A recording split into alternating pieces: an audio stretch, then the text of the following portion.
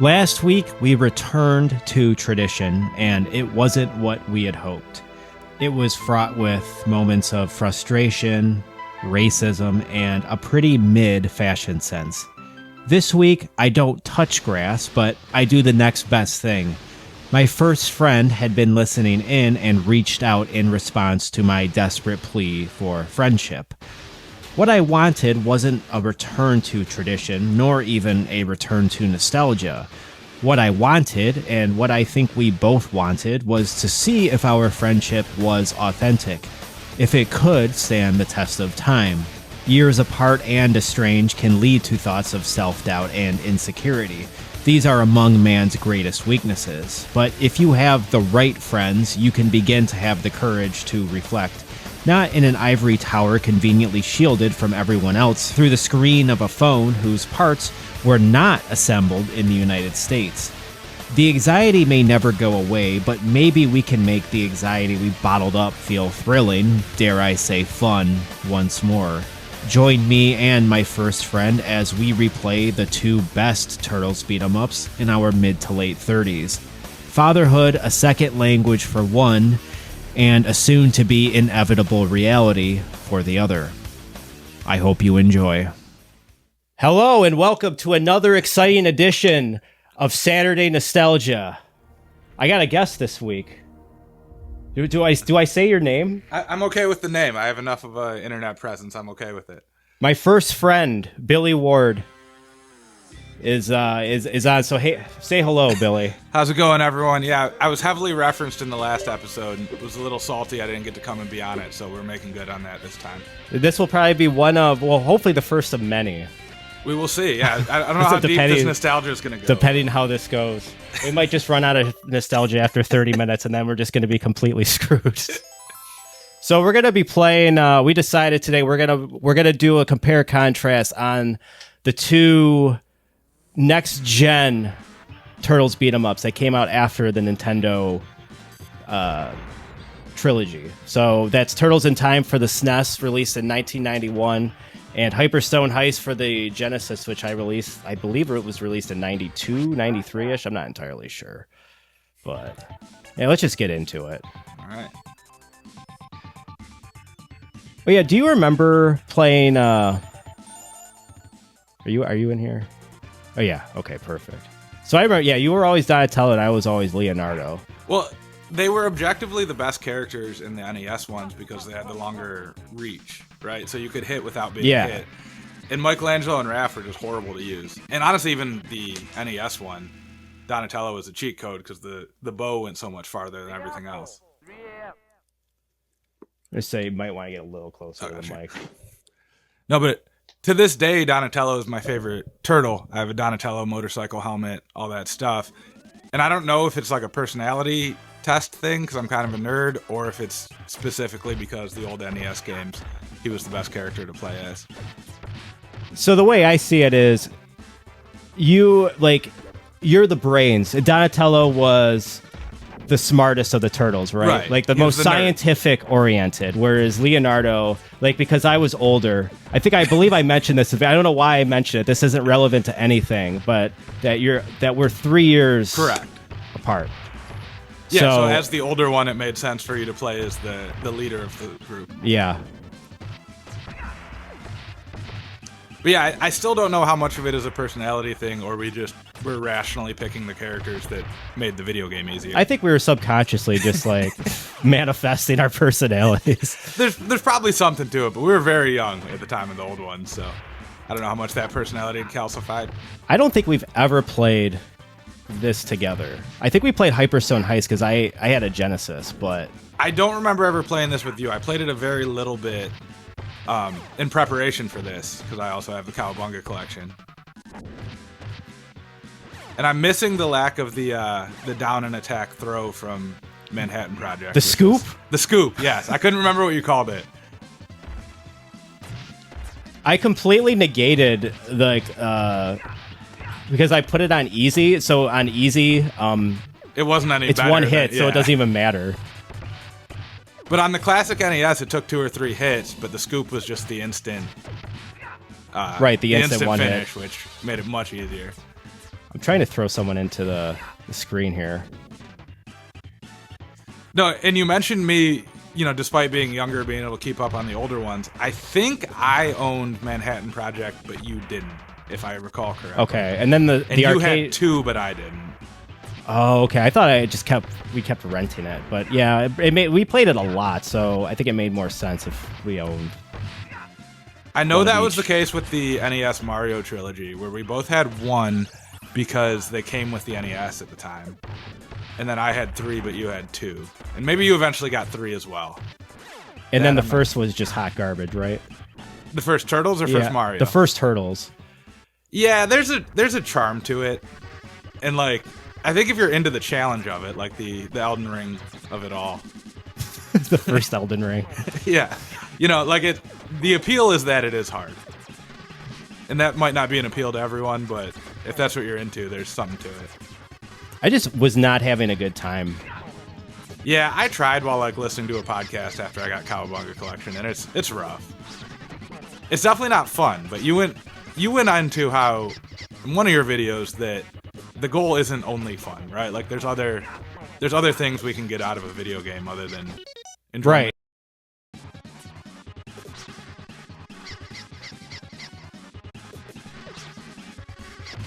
But yeah, it's not fun. You're not going to be smiling while playing it. But if you get a sense of accomplishment from getting through it. Oh, that's like every single IGN review. Just copy and paste. This game put a smile on. I was grinning from ear to ear the entire time I was playing this 60-hour open world game. Yeah, so Turtles 1 is the exact inverse of that. You will not smile at all. You'll be frowning. Yeah, scowling even. But so I remember as a kid, I actually got pretty good at the water level and I could get through it. But then the open world map, it bumped me back onto. I couldn't figure out because I was 5 or whatever. And everyone complained about the water level, but that wasn't where I got caught. I couldn't even get to the water level when I was playing it. Well, you made the mistake when you were doing your replay of you looped back through the level at one point. And the enemies was all I supposed respawn. to go that way? You didn't have to go in that one room at all where there's a full pizza at the end. Yeah, and that's why I explained that's it's bullshit in that the enemies all respawn for no reason. Which doesn't seem the game I get it, the game that's back that was satanistic NES game design where it's you plan on you got to replay the levels and yeah it's taunting you with this pizza that you can't even you're gonna get back to full health but then you got to get through this area again. You're gonna lose more health getting it than it gives you. Yeah. Well, I thought I was being slick punching everyone up through the floors as Donatello, but then when they all respawn as soon as you leave the screen it didn't matter. I feel he has way more HP because I remember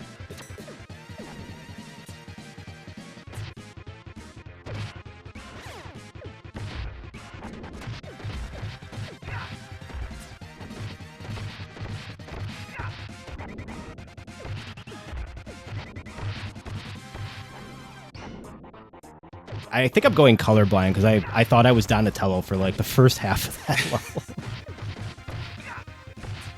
Oh, forgot about that. Are you using the special at all? I was just about to ask you what the special control is. I think it's just jump and attack. Yeah, simultaneously. Is it the same logic where it costs health, but you can't die on it? Yeah.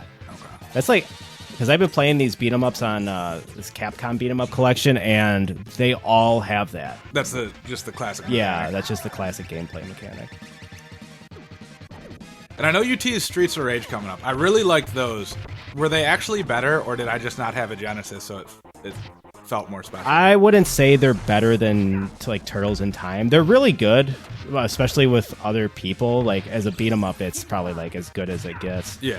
There is a game though that's on a one-dimensional. It's the only beat 'em up I've ever played that's on a one-dimensional field. You're not just walking around. It's called Ninja Warrior. It released on the SNES in '94. That game is amazing. It's legitimately good today. Yeah, you know what it is? It's I'm wrong. It's not the only one I've ever played. It's a souped-up version of Kung Fu. Oh yeah, where Kung Fu is great. When you hold down, you just duck. It's awesome. I have no idea how many people listening will even remember there's an NES game called Kung Fu, but we just happen to have a copy of it. Kung Fu is legit. I know we played that a ton. Yeah. It was a quick game too. It was like 5 levels. I don't know if we ever beat it though, or you might have, but I didn't. I think we had to have. But it was hard. I mean, as all it was very hard, NES games were, in their own way. But once you play it a bunch for like a couple days or like through a weekend, you can get through it pretty quickly. Yeah. But could I at age 6 is more the question. No. You know, like it makes me wonder like how much time we actually spent like getting better at really difficult games versus just being like, fuck, let's just go outside and play. At a certain point, yeah. We'll just go collect tennis balls at the field or whatever. Oh, back when I was like a compulsive liar. It was a great bit. For some context, we lived behind a high school, and there would be tennis practice at the school, and we would walk over to the field and collect all the old tennis balls that like went over the fence that the team didn't pick up. But I don't want to put you on blast for how. No, go ahead. Put me on blast. So, Scott created a fictional magazine that ranks like the rarity and value of tennis balls that you could never see, that no one else could ever see. Yeah, we had like other kids in the neighborhood were involved in this to various extents, and we would trade them amongst. They were basically like our Pokemon cards, except their value was entirely fictional, which I suppose is all sports memorabilia, trading cards, collectibles of any kind. You know, they don't have any inherent value other than what we assign to it. Right. This was even a little bit more of a reach. But you were magnanimous enough to not exclusively rate the ones that you had as the best ones. Like, I think you were worried of being caught, where if you said that all of yours were the best, we would... Didn't I have Adidas 1 as like... No, I had... Oh, yeah. You rated it as high, but I was the one who had it. That was like the extra rare tennis ball manufacturer. So I was just trying to give you like a self-esteem boost, be like, yeah, you got the top dog. You got the holy grail of... I think you might have started it as very your collection focused and realized that there would be further questions if you went too far on that. I don't know. I was just trying to make everybody more curious. That's all. This wasn't just for my ego. As hilarious of a story as it is now, like how much more time did we spend outside and how much enjoyment did we get out of that versus just watching TV or whatever? So like it was objectively a net positive to our lives and enjoyment as small children. Yeah, so you have 4 kids. I have one of my own and 3 stepchildren who are older, so I don't always know how to classify that, but go on. So I guess like my question is how much of them enjoy like going outside versus just like hanging out? Because like what do like teenagers do? Like are they just like hanging out on the couch in their spare time, just like doom scrolling on like Instagram? Pretty much. So the weird thing is because it's so like we had to be in the same room to communicate with each other as children. In teenagers we had like AOL instant messaging and maybe sometimes we'd have a phone or not of our own, but like in large part to spend time together it had to be in person, so we would just then find shit to do. But kids now don't have that, so most of their social life is digital. And I think they're building relationships as deeply as we did, but it's not by being in the same place, which is a weird shift for us. I think like the phone is important then, or maybe FaceTime. I think texting isn't enough. I think if you're just texting, you're losing like a huge... Yeah. You're losing a lot of like perspectives there. Well, I do think something is lost by not physically being together, because like, would we have walked around fucking collecting tennis balls at a field to try to find the rare ones or whatever if we were just texting each other? Like, right. Of course not. You like that would have been a much harder lie for you to pull off in the internet era than when nobody could look anything up. I think it's really good for like imagination, because we were just like being stupid. Yeah, and we'd make up just games making up our own shit. Right. Yeah. And that's lost to an extent. And like, so my daughter is much younger than her step siblings, like, because that's how it goes, is the second relationship and all that for my wife. But like we have her just in a lot of semi-scheduled or structured activities, so she's around people, which it has some benefits in some ways because you're typically learning a skill or doing something. But like, as you pointed out, she's not making up weird games with her friends the way we did. So I debate that myself, but like, Kids rarely are just outside with each other the way we were. And not just us, like we had various other friends throughout the neighborhood at different points. So, yeah, like the neighborhood kids aren't hanging out anymore. Not as much. We're lucky there's another family that moved in right next door with a first grader. My daughter's in first grade. And they'll like just hop the fence and hang out in each other's backyards for small stretches now, which is nice. And they kind of do get some of that making up games and things. But it's not like all day for 8 hours unsupervised the way we were, you know? Yeah.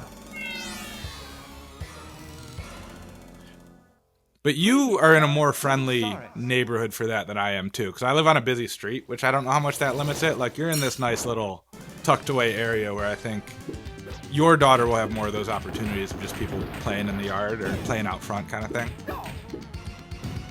Do you live in... Well, you live in Grosse Pointe, right? Correct, yeah. But I'm right on Moross/7 Mile. You're on, like... Are you on Detroit side? No, the farm side. Are you side. on the farm side? Yeah. Okay. But, like, to loop this back to the nostalgia angle, like, we met because I was just in the front yard hanging out with my dad while you rode your bike by. Like, that was the first time we encountered each other. Because otherwise, like, we were a few years apart in age, went to different schools. Like, now, I don't think that would happen. Yeah, like the just being like free and easy about some like stranger, because we didn't go like to the same school, right? Even like you were a public school kid, I was a private school kid. Well, we at one point the four of us that all lived on the same street all went to different elementary schools, which was ironic. But because we were just in the neighborhood with people, like that didn't really matter as much. Mm-hmm. And you always drew a very firm line between like your actual friends and your school friends, which I thought was funny. Or looking back seems funny because usually those are your big friends. The worlds colliding thing was just too much for me. I get so stressed out whenever there's like people in different like areas of Social my life. Groups. Yeah. But for most kids, like the school friends are the neighborhood friends, I think. Yeah. I guess that's my big question for you with your impending fatherhood. Have you had a discussion about private school versus public school? What's the thought there? We're doing public school. Yeah. We're probably doing, well, nobody's listening to this unless they are local will know, but Mason Elementary, the place we hung out. Yeah, that was for like one random summer by total happenstance, even though it was not that close to our childhood homes. Yeah. But no, I mean, when you live in an area with some of the better public schools around, it feels foolish to not do that. Yeah.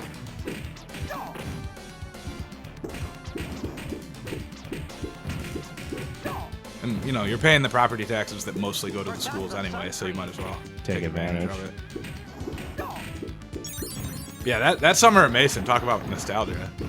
And it loops into your Pizza Hut story from last week as well.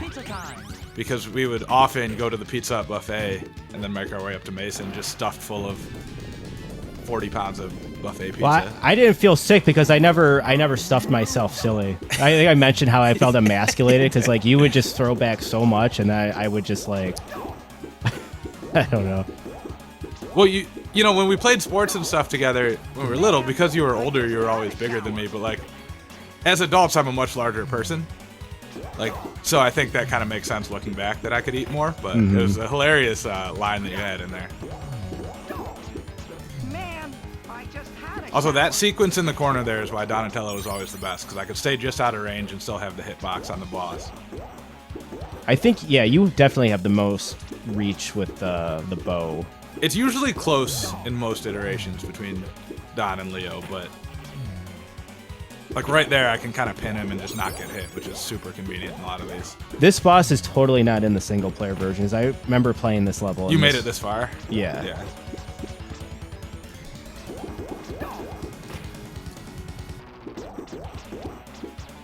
No, it's the biggest advantage in the horrible first game because he can reach through walls with the bow for some reason, which doesn't make any sense. Yeah, you could do like the up through through the floor above you. But even in these, like, there's definitely a. I was trying to get that special off. The specials don't feel as responsive as I remember with the NES or Genesis controllers. Yeah, they don't feel responsive here. I don't know when I'm doing a special, or maybe there isn't a special in this game. There was, because I did the spinning attack at one point in there. You remember playing? I think they ended up having like 5 or 6 of them, but any of the PS2 era Ninja Turtle beat 'em ups that were. Yeah, we did play them. I just remember them not being as good. Yeah, they weren't as good, and I don't think we ever made it like that far. Like I rented a couple of them at different points, and they were okay, but. And I don't know if it's happening, but the one open world generic RPG I'm excited about is the potential Last Ronin game. That's the new comic series? Yeah, it's the new comic series, but there's allegedly I want to say THQ, but they laid off the... I don't know. I'm not as up on the gaming industry news. It will become apparent very shortly here. But like the branch of THQ that was developing the game laid off like half their staff. Yeah, that's a common theme going on right now. I'm up on that in general, but not the details of who and where. Totally did that at the wrong time. Oh well. At least you didn't blow yourself up with it, though. Yeah. But the description I saw was like the new God of Wars, but centered around the Last Ronin storyline, which was good. I actually read all the comics. I'm not a big comic guy, but I've kept up on those. Do you know the plot of it at all? No. So it's set like well into the future, and all but one of the turtles are dead. And I'm going to spoil the end of the very first comic for you, but it turns out it's just Michelangelo that made it.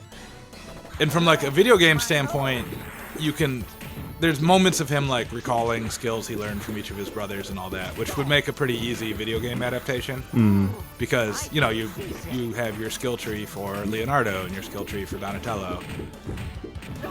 Much like in the new God of War, you switch between the weapons. Oh, that's interesting. So like, I think it would translate well. My one beef with that, though, like, I think the new God of War games are really good, but I feel like you spend a touch too much time in the menus. Yeah. It's good in a different way than the old God of War games were good. You know what I mean? Like, I enjoyed it, but it's much more immersive. Yeah. But the old God of War had a shade of that, like Contra or games like that, where you had to get really good at memorizing the patterns. You weren't leveling up so much as, like, you were actually getting better at the game. Not so much I don't think you were leveling. I think you could get new moves, but I don't.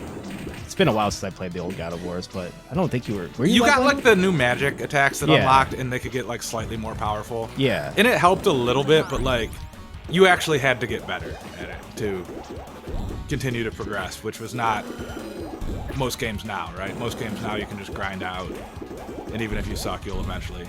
Yeah. It's gone, like all games have gone the RPG route. Oh man, Toka and Razar together. Yeah, this is... Oh, maybe I'm misremembering. I played this like fairly recently. I don't remember them both being here. It's pretty cool. It's like a tag team match. I remember you saying that on either, I want to say Manhattan Project, where you had to fight them both by yourself. Or was that Bebop and Rocksteady? That might have been Bebop and Rocksteady. Both. You fight... it's always single, like one-on-one. But you fight all of them in different levels. But in one of those pairings, you fight once each, but then at a different point, you have to fight them. Oh yeah, you do fight.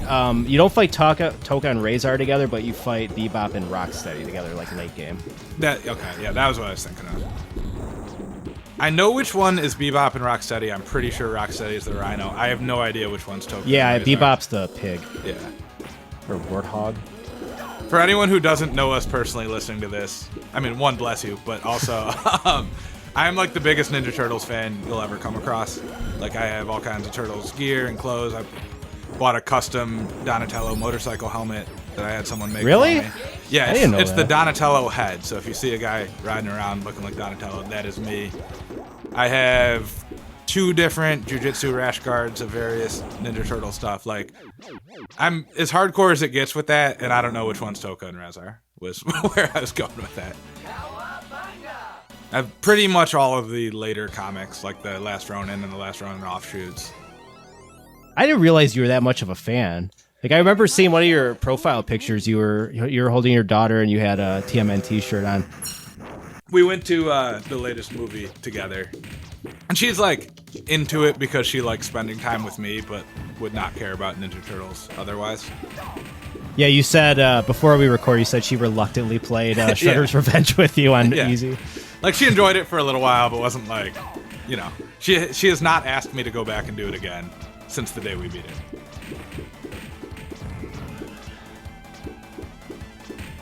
Are you trying to like hint, like Yeah, Lily, if you're listening, plant something in her ear, like, come on, let's do this again, let's play it back. No, I mean, we had a good time, and like, it's an interesting thing. Like, kids typically want to relive every experience over and over. Like, they don't have that sort of search for novelty we do. So when she's not asking for that, I'm like, all right, you didn't actually enjoy it that much, which is fine. Like, how much would we enjoy those games without the nostalgia of these games is a pretty reasonable question. Yeah. Like, Shredder's Revenge was good, but if you had never played an earlier Ninja Turtles beat 'em up, like, you probably wouldn't give a shit about Shredder's Revenge was for 35 to 40-year-old fans. And I liked that it was simple and accessible enough that, you know, a small child, I think she was like 5 or 6 when we played it, and like had no problem jumping in with me. Yeah. But it wasn't for her, to your point. But she really enjoyed the movie, so I got that going for me. No, the only reason I'm having a kid is so I can play beat 'em up with her. I'm gonna be so disappointed. No, I'm kidding. No, but there's you'll find it'll something. be interesting finding out like what her gaming tastes are, if any. I mean, if not any, to, yeah. not to do. Well, it's probably like worst case scenario. It's gonna be like some iPad, like iOS game that I've never heard of. And some of those are actually engaging or entertaining enough that like I'll do that with her. I don't love it. Like, it's clearly not for me, but some of them are. There's enough there that we enjoy it together. That's where I definitely feel like old head, where not in the PC gaming sense, but just like I'm not a phone gamer. Yeah, I have a hard time with sometimes like little like puzzly type stuff I can do. But to me, it's something you do just because it's convenient to pass the time when you're like waiting for something. Right. But I'm never like, if I'm by a TV or a computer, I would never opt to play a game on my phone when I have better options available. Which is kind of like lends itself to our pre-recording conversation about the Switch and mobile games like that in general. Because I think to us, like, they were always, because you couldn't play your Genesis or NES or whatever at the time, like, you might bust out the Game Boy, but you never like sat down in your house and played Game Boy for an extended period. Not never, but rarely. Yeah, I only played it when we went on a trip. Car ride. Yeah. Yeah, that was the big one. Or like, you know, you're waiting at the dentist. Oh, I was having panic attacks. I couldn't enjoy anything when I was in the waiting room. I just went to the dentist for Clay the other day. Like,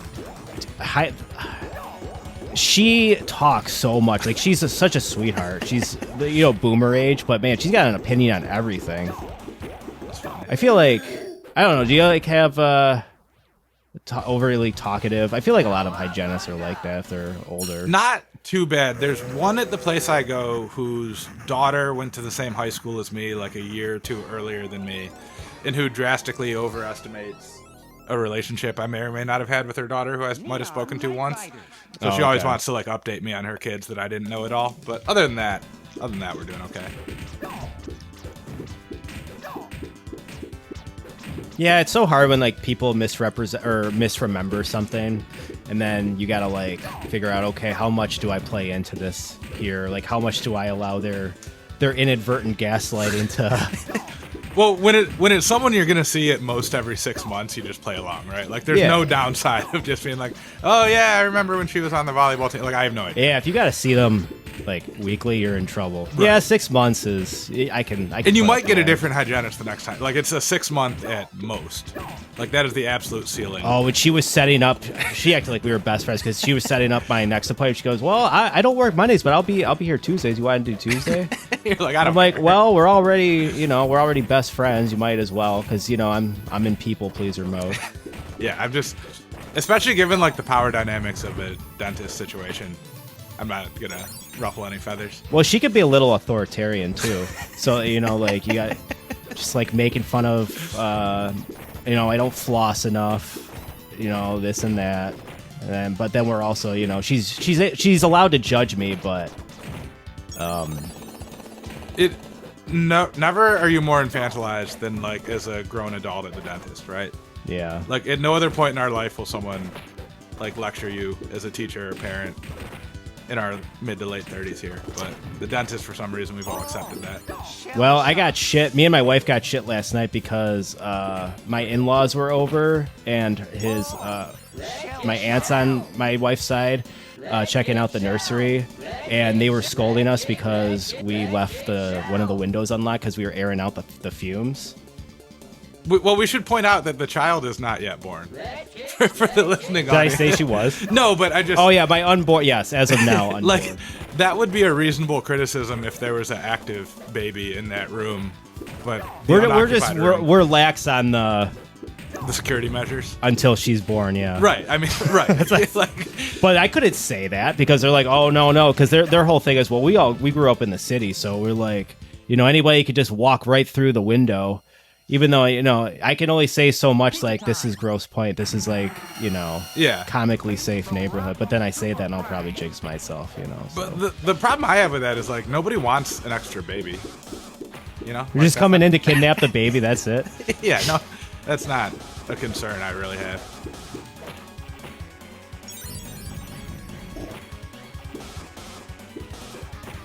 But no, yeah, that is another time in your life where everybody will have opinions on how you're doing things without there being a lot of, like, logic behind it. I'm getting tired of that. Yeah, I vaguely remember that. I was in a weird spot because my wife had previous children, so, like, she was somewhat of an authority, and I'm just flying in hoping for the best. And especially, I also have a daughter, if that wasn't clear. But, like, adjusting to the little girl stuff, too, I was drawing dead. You were what? I was drawing dead. I had no shot at being the authority or, like, knowing what was going on. Drawn dead? I like that. It's like poker or sports gambling term. Like, if you're drawing dead on a hand, you have, like, 2% chance of winning based on your cards. Do you have a pretty good poker face? No, not at all. No. I have very limited emotional intelligence, so, like, in-person poker would not ever be something I'd be good at. Online, it's a little bit easier. I always figured you were a little more cerebral, no?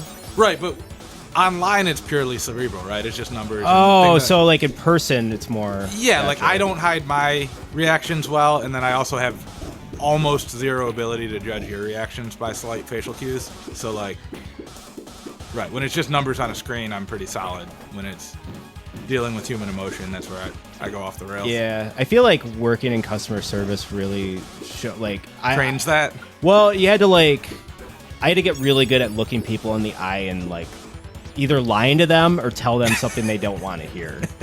And I remember just being absolutely fucking terrifying. But you get used to it after a while. Right.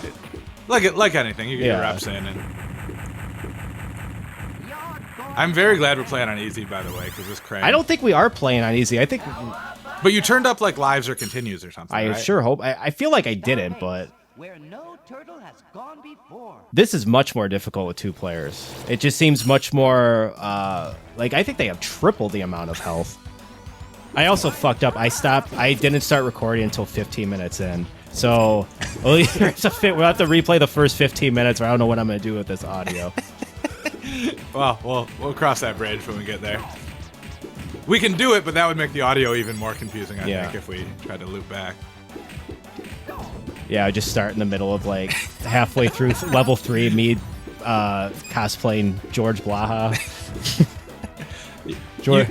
What you need to do is have, like, a intro sound, even if it's not you speaking, for, like, your nostalgia series, right? To differentiate those videos. So I don't know what it would be, so I'm... Well, I plan on releasing this video next week, because for this week, I did golf games because the Masters is happening this weekend. Relevant, so, timely, I get it. Yeah, so, like, I did, like, a previously on where I do, like, a slightly edited, like, 1-minute recap. There we go. That's, yeah.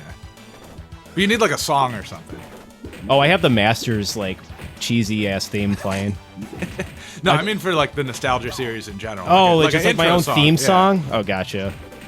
You'd bust out a couple guitar riffs and make it real 90s style. Yeah. No, did you touch on... What was that first Tiger Woods game that we got into where it had a career mode with like real heavy RPG elements. I recorded the golf one yesterday. I mentioned that it's 2004. Okay, that sounds right. I think you did too. Remember the match play mode where you play against the like the Scottish guy in the kilt who would hit the ball like 400 yards? Did that one also have the speed golf? Because that was fun. We had to like run your little triangle cursor, and it was for time, not strokes. Yeah, I think that was 04. That was my favorite of the Tiger Woods era. So I don't give two shits about golf as a sport, but like that blending. The games are really fun. Yeah, that blending of like RPG progression in like a few different elements with the sport was a shitload of fun. Did you ever play Golf Story? No. I've heard good things. You have a Switch, right? No. Oh, okay. Well, yeah, I think it's only on the Switch, but that game is like it blends like Mario RPG with like actually having a story. So, ironically enough, the only other golf game I ever remember getting into was Mario Golf. Yeah, that was more like that's RPG. Yeah, like pretty pure. Like the gameplay in that was pretty bad, but leveling up, Donkey Kong or whatever as a golfer was a ton of fun. It's too silly to me. I don't need like full simulation. Fuck that. But like that's why I'm kind of over, the new Mario Karts and like the Mario Tennis. It's like I don't want to play tennis or golf or drive in a car with like these Nintendo brand mascots. I'm kind of over that.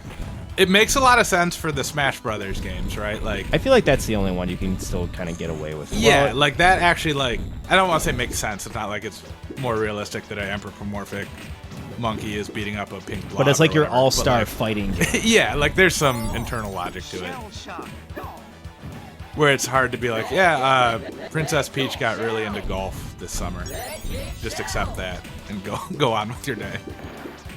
I would appreciate if they started doing that and actually like put forth an effort to having some kind of story, some lore building. Yeah.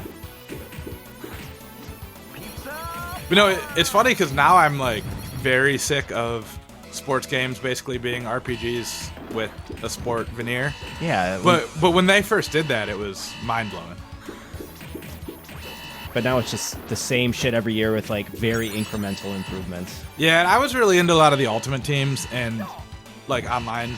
I know you're semi against competitive online games broadly. But you've heard my Call of Duty, right? Yeah, I've heard some of the Call of Duty discussion. One of the biggest gaming related shifts as a parent is I have no ability for those anymore because it's not that I don't have time to play video games. I just don't know when that time is going to be and whether that time is going to be interrupted or not. Yeah. So carving out even like half an hour was just a pain.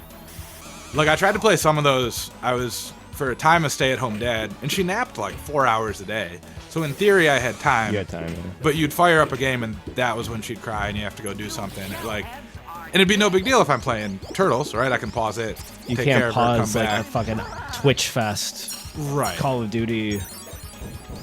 So for a time, I got into stuff like Rocket League, where it's like a 3-minute online session, because like your odds of getting through that are a lot higher. Mm-hmm. But yeah, stuff like shooters or competitive sports games online, I haven't played one of those in so long. But that won't be an issue for you, fortunately. Like that is not one of the adjustments you'll have to make. I set myself up pretty well. It's all coming according to plan. Everything's coming up Millhouse.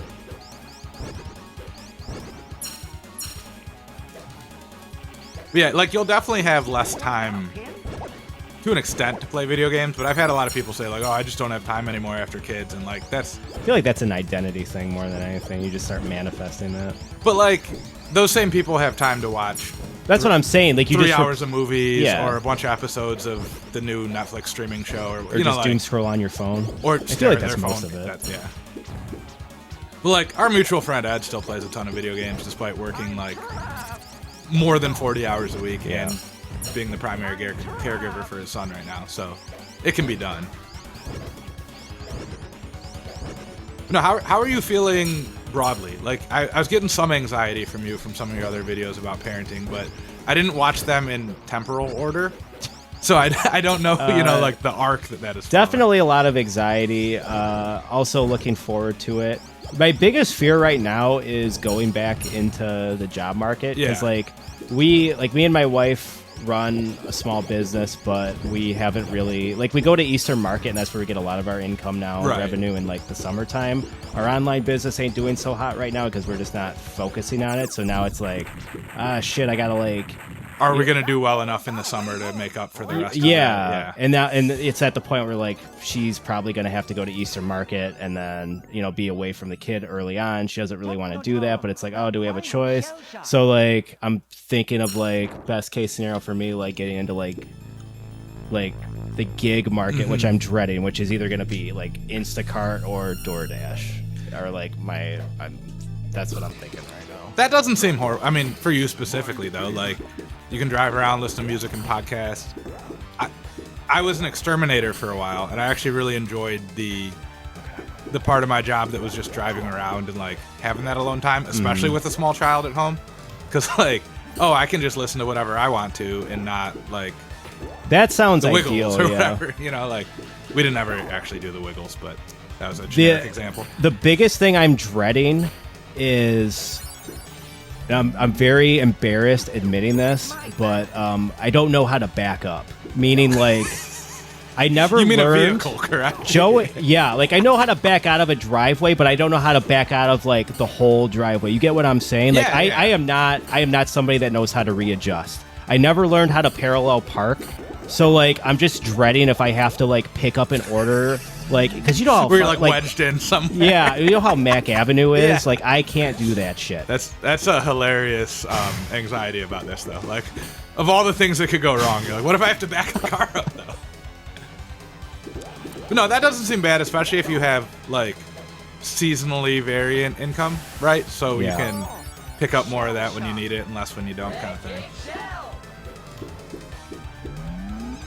But no, so your anxieties are more more job focused, like and not about being a parent. Yeah, I guess like I guess I'm a little like I guess the most fearful I am is losing like how much losing sleep is going to affect me, but that's just more of I think your adrenaline's just going to take over. I mean, well, you would know, you've experienced it, so like how does that work getting woken up in the middle of the night?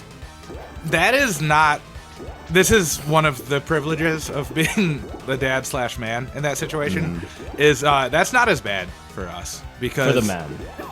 Because for the first few months, or I don't know. Definitely the first few months, yeah. Because I don't know what your guys' feeding plan is, but like, I could wake up all we wanted, but she needed my wife for food, and that was why she was waking up. So like, would you sleep through that? Some of the time, like I would be like half awake some of the time and just hand her to my wife if I got her first. But like, it wasn't. Like, you lose some sleep. I'm not saying you don't, but it's not horrible. Honestly, like, that was worse when she was, like, 2 and 3. Just getting her to go to sleep and stay in her bed was more the issue than, like, those baby days. Okay. And especially if you're, like, one-on-one with her while mom is working or doing whatever. Like, they nap a lot. You can catch up on some of that stuff. I caught up on a lot of TV series that I had missed during the time that I was home with her during the day just because she'd be asleep. So that was when I watched all of The Wire for the first time. Oh, great show. That's a great show. That's a top 5, top 3 maybe.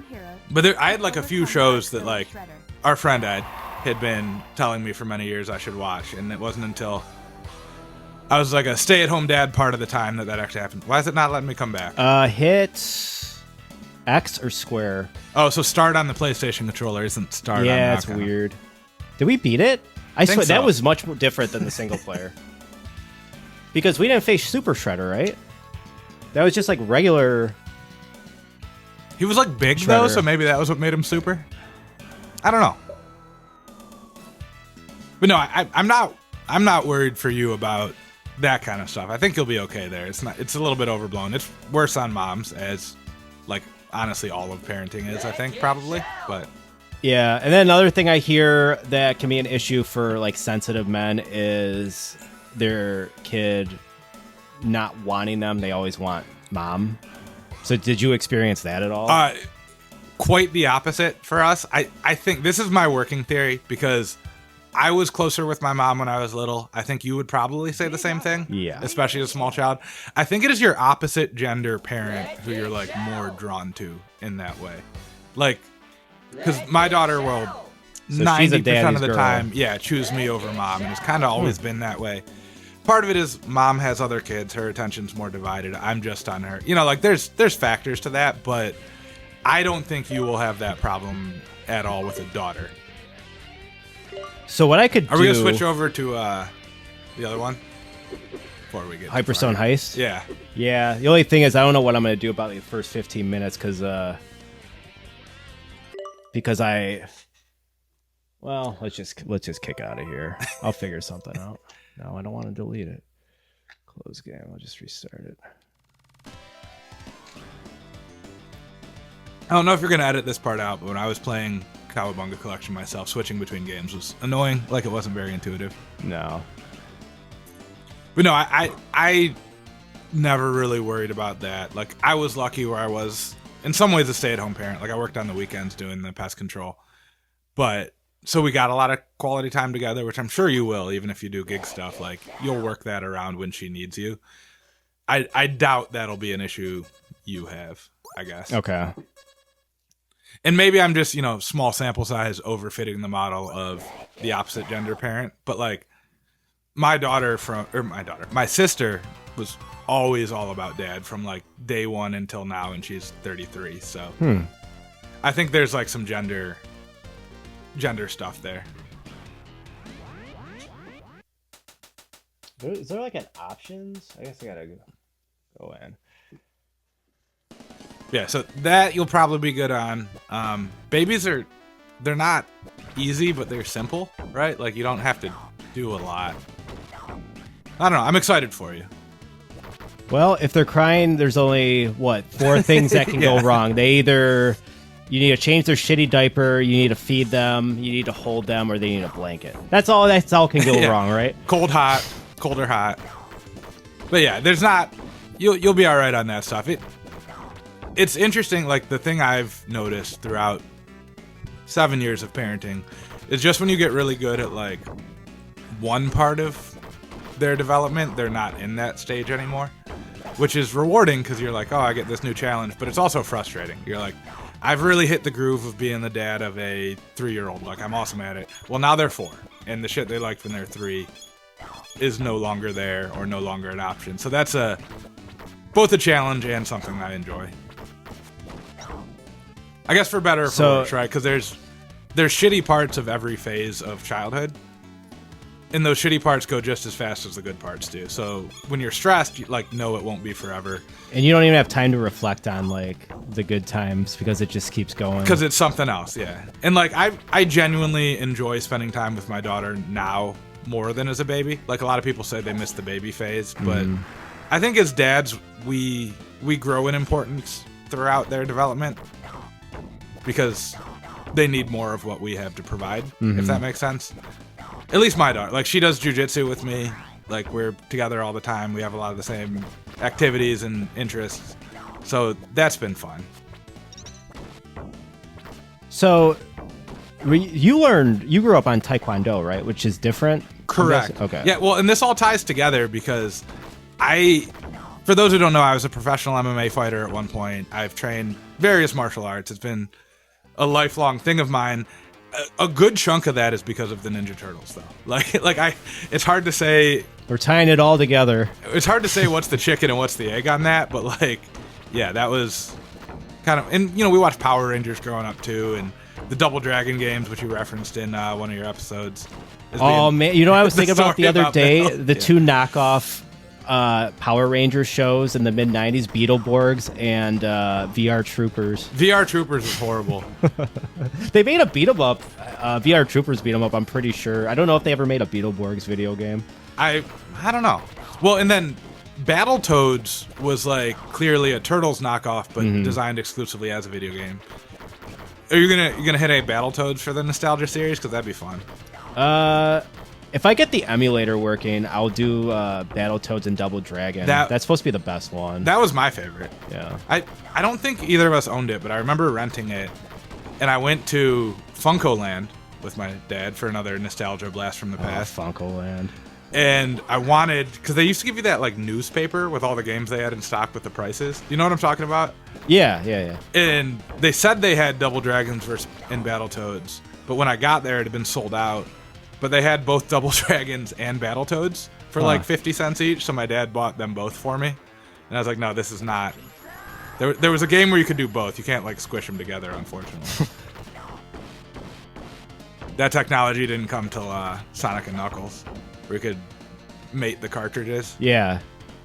I've never really understood that whole concept of Sonic and Knuckles and how it like pertains to Sonic 3. I never did like the actual... I think I tried playing it when I was younger, but I didn't get it. We played some of them at our friend the Calcaterra's house. We played a lot of those because they got a Genesis at one point and had a bunch of the Sonic games. Mm-hmm. Which I only remember because we would like switch off controllers until somebody died amongst the 3 or 4 of us, depending on which of their brothers were there. And you and I were playing through a run where you were Sonic and I was Tails. And you were talking so much shit about my lack of contribution as Tails.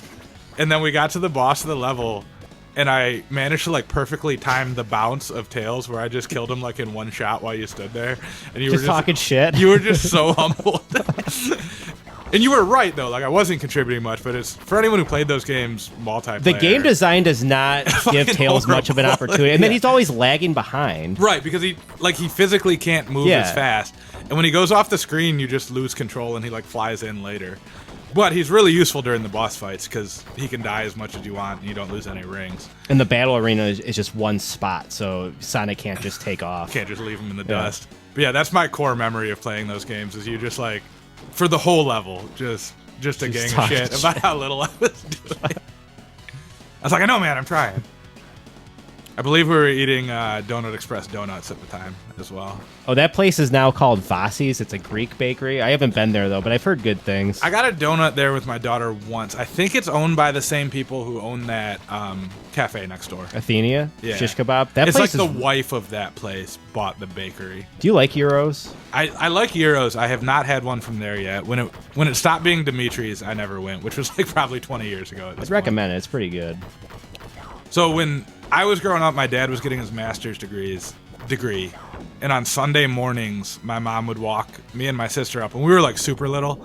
And one thing you'll learn as a parent, if you need to kill time, you just walk your small child somewhere because it takes fucking forever. Mm-hmm. And we would get breakfast there at Dimitri's, and we were just so hurt that it was no longer Dimitri's. I couldn't bear to go back.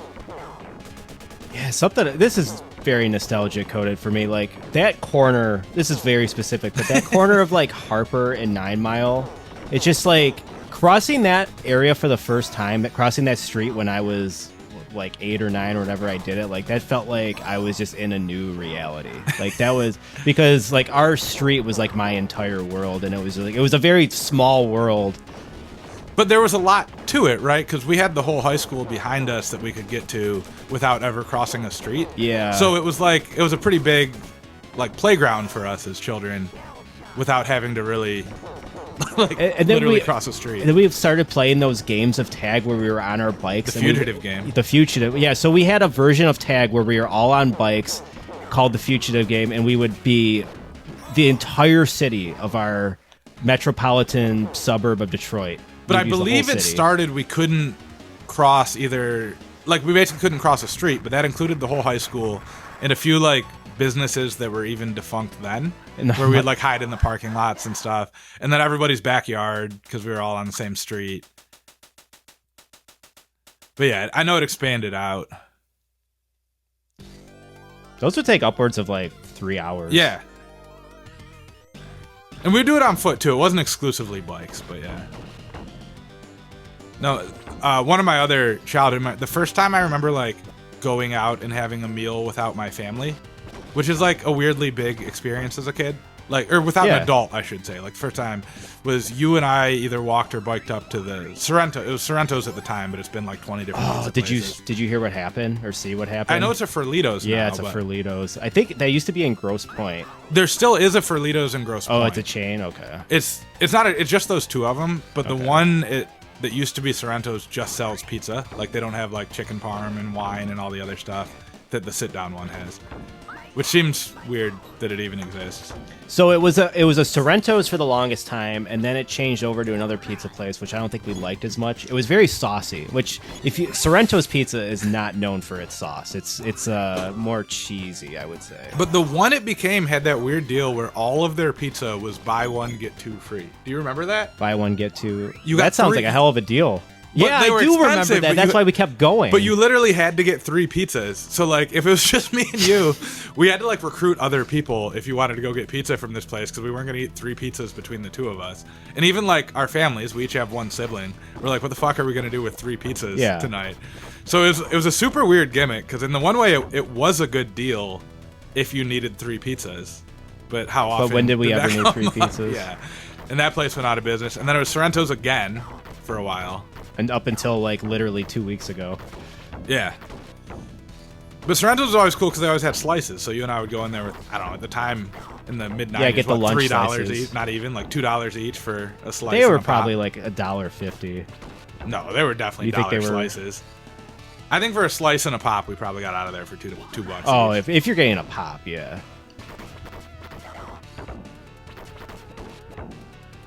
Yeah, I like Ferlito's pizza, but they don't have slices at the new place. I actually popped in there.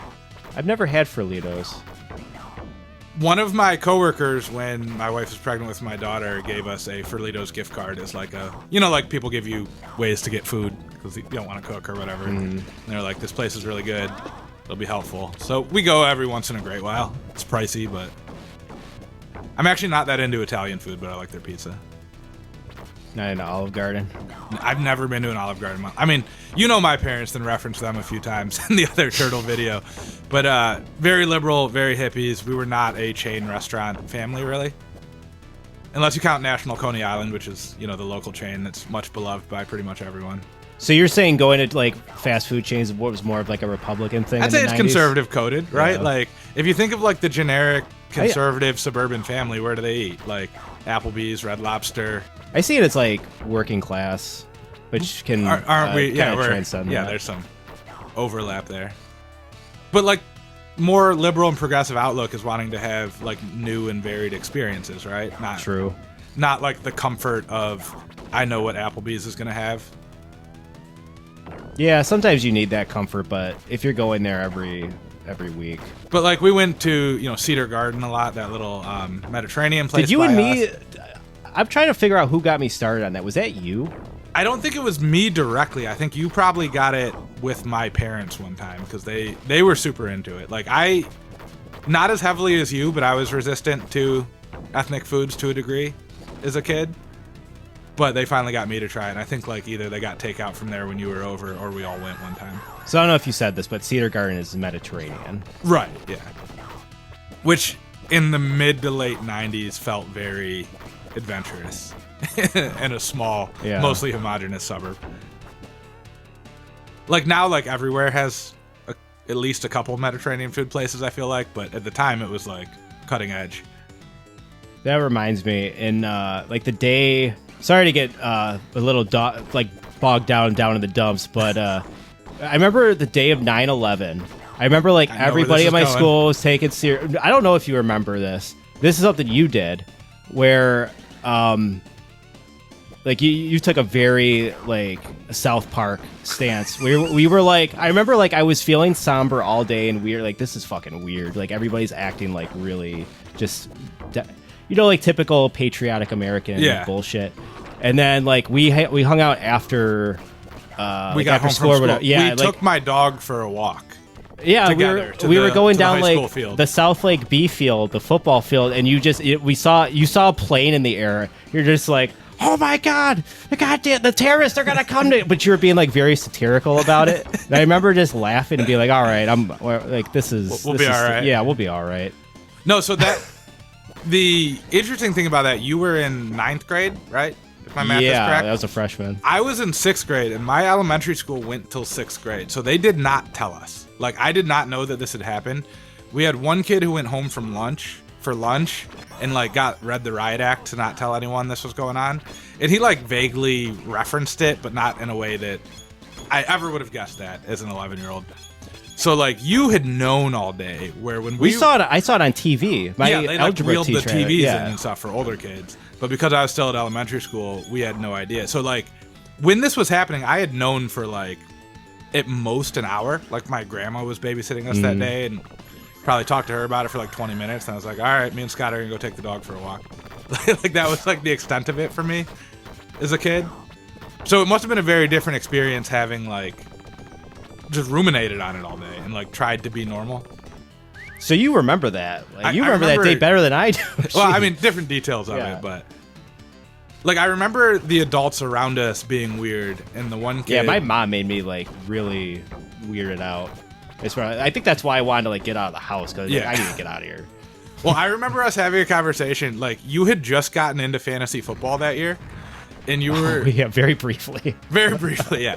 Which is funny because that became like a lifelong. Like I work in sports media now because I cover fantasy sports, but you were like very much anxious about whether they were going to cancel the NFL that weekend because you had like Barry Sanders. It wasn't Barry Sanders. They're canceling fantasy football. Like someone on your lineup had like a really good matchup that weekend, and you were like, I'm going to be like, I'm going to enlist tomorrow if they fucking cancel this fantasy football weekend.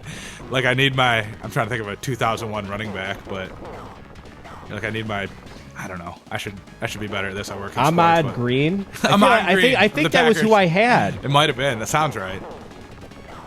That was when the Lions had like James Stewart and Kevin Jones because Barry Sanders had just retired and they were scrambling. But yeah, that has always stuck with me because like just being not small children but like kids and how selfish your worldview is at that point.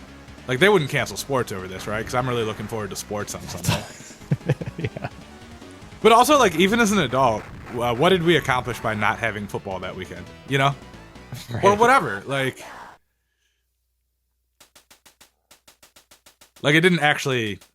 There was no risk to playing the games, you know. Yeah.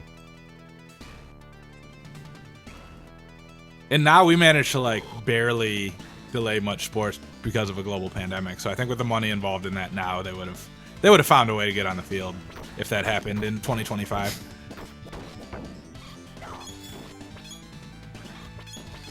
Yeah, that is another memory that has stuck with me. And because like a lot of people's parents were freaking out and probably wouldn't have let us out of the house. Right. But, like my parents were both at work and just like, yeah, we're just gonna go about our business. Like,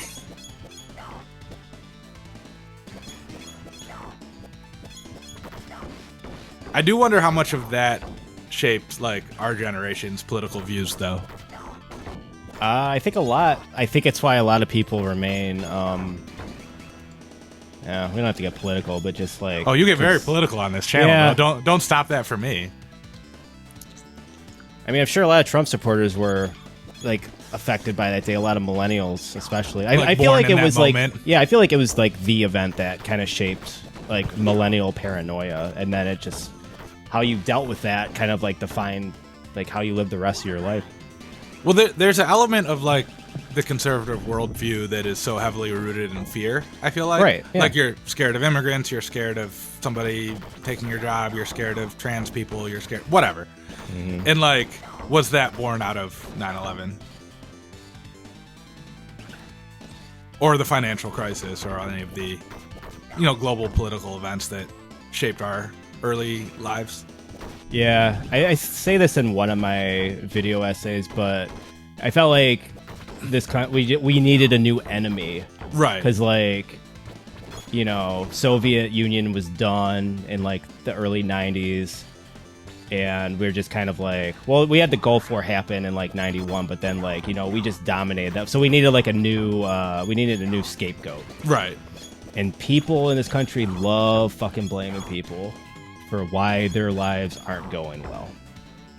And I almost get that when your life is objectively not going well, but like we're sitting here on a weekday playing a video game. So like, are we as happy and successful as we could be or wanted to be? Probably not, but like, how bad is it really, That's why, yeah, when I did the first episode of this and I was thinking like nostalgia is, things do seem like bleak in some senses right now. So it's like, okay, I need something to like feel good about. And this like it's like, okay, I'm just gonna start like playing old video games and get that like feeling of like that comfort feeling, you know. Yeah.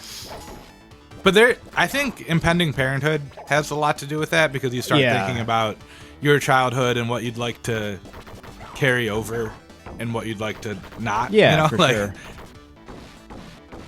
And I have that a lot with my mom, where she's like, "Oh yeah, you really loved this book, movie, whatever. Like, make sure you show it to Lily." I'm like, "Mom, she doesn't give a shit though. Like, that was 30 years ago. Like, that's not relevant to her, you know." And it's probably harder for grandparents because it's a whole nother generation removed. But yeah, no, I have this like weird hang up too, and I kind of where it's like, oh, I have all these great games I want to play, but if I play through all of them, I'll like run out of games. Then you'll be know? done. Yeah, but then like, you know, I could play this.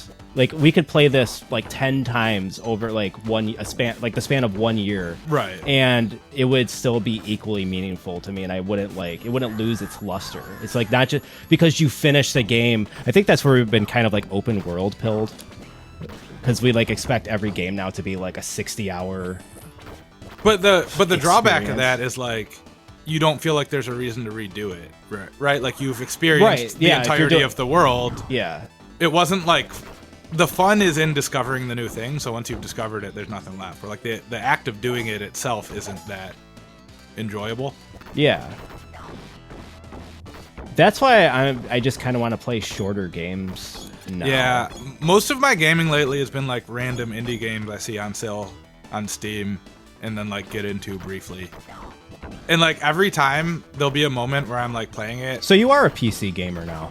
Yeah, I mean, I still have a PS5. Like, I've played some games, but like, I bought a decent gaming laptop like 2 years ago, so it's getting a little bit tough. But like, I played in this, and I don't even know when these games are new, but like, I played probably 80 hours of The Long Dark like 2 months ago. I've heard of that. I haven't played it though. So it's just like an open world survival craft, like fairly realistic. I mean, not, you know, it's not real life, but like there's pretty realistic survival elements. Yeah. Yeah, and it's supposed to be like there's a geomagnetic storm that shuts down like all electricity, and that's why like shit's going weird and you're alone in this cold area, whatever.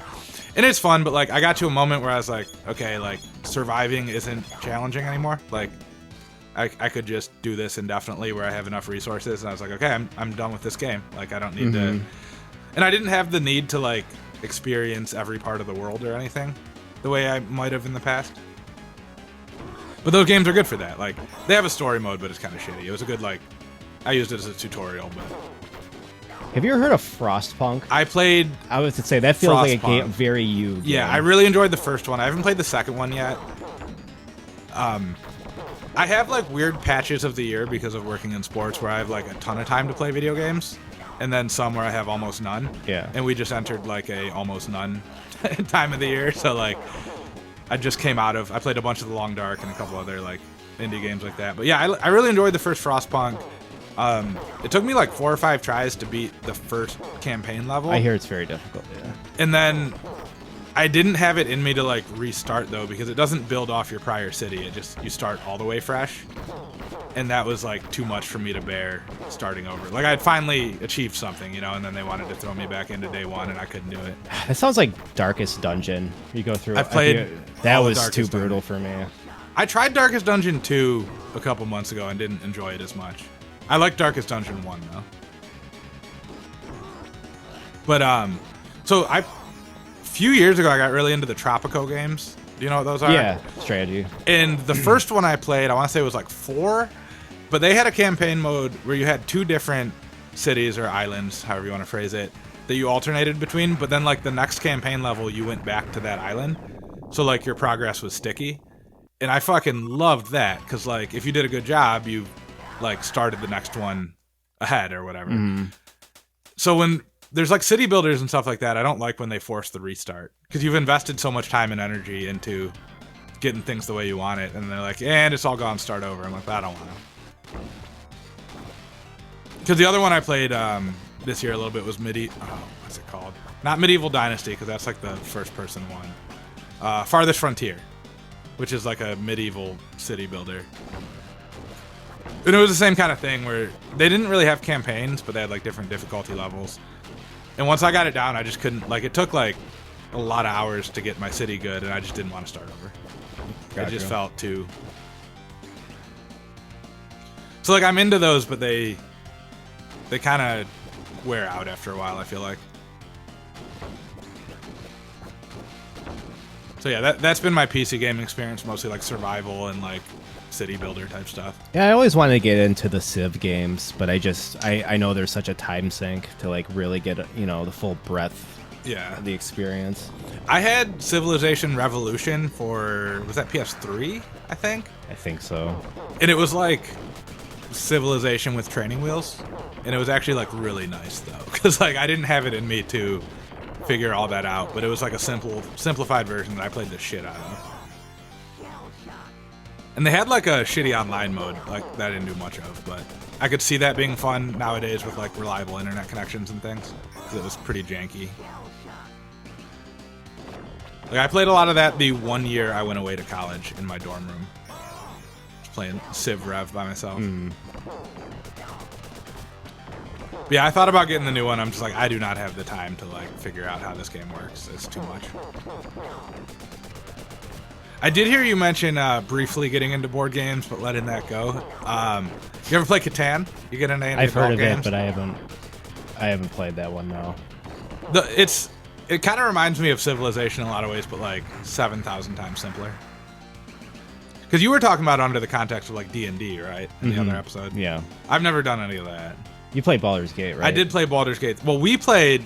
That's another good nostalgia moment. Oh, the hack and slash. The ones. hack and slash Baldur's Gate, which I didn't realize weren't like quote unquote the real Baldur's Gate until 3 came out, because I was confused at like the numbering system.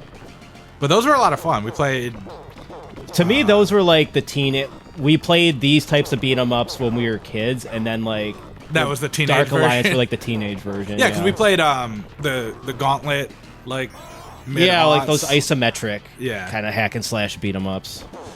But the Baldur's Gate were cool because like you had all like the towns and the shops, and there's a pretty in-depth storyline that I like vaguely remember. But yeah, I played Baldur's Gate 3 wanting it to be more like like I knew it wasn't, but I wanted it to be more like those, because those were a lot of fun. It's a co-op experience. I still haven't played Baldur's Gate 3. Did you like it? I liked it. Not as much as like the reviews and stuff. Yeah, it was like I should. It was fine. It was a goatee, definitely, for 2023. Like I enjoyed my time, but I did one playthrough and like didn't quite beat it, and I was 70 hours in or whatever, so that was enough. And I've like never played Dungeons and Dragons and don't really understand the rule set all that well, so like I wasn't good at making my characters, and it was interesting. Like I didn't know the world or the lore all that well. I get this vibe that a lot of like dungeon masters or whatever they're called, like the people like driving the whole thing, are kind of like obnoxious and authoritarian and just like telling people what to do, and they change their rules. And this is based off of like the 2 hours I actually played of Dungeons and Dragons. Yeah. But it's hard because like those games, like tabletop games, seemed like they made a lot of sense before video games existed, but it's just now that like games like Baldur's Gate exist, it seems like you can have that experience, but like much more conveniently. Right? Like without you're not, like, people. Well, you don't have to like physically roll dice and Yeah. like write stuff down, because the game can do that for you. Because that just seems brutal to like basically do all the calculations that a video game is doing for you, but do it by hand.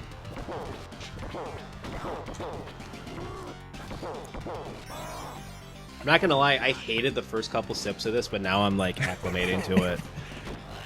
Did you? So, for the we don't have a visual going. So, for context, we're drinking. You have an orange cream Coca-Cola I have too. the same one, yeah. We I don't got have. two of them. We don't have a can, so we're drinking out of the bottle today. So I couldn't get the slurping sweet, noise? the slurping. Oh yeah, sucking on mom's tit.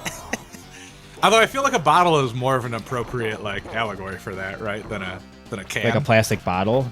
Yeah, because like the you can suck on a bottle. You can't actually like suck drink out of a can. The reason I Like, like the or- can is because it makes the sound when you Right. open it, the hissing, and like the timbre of the can has something that the bottle doesn't.